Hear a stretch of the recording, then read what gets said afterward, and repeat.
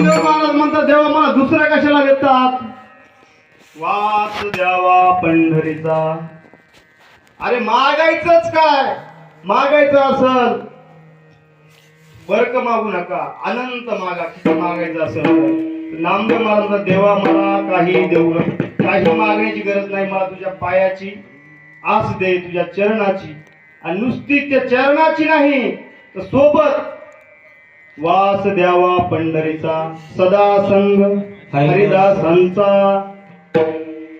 विठाला विठाला विठाला विठाला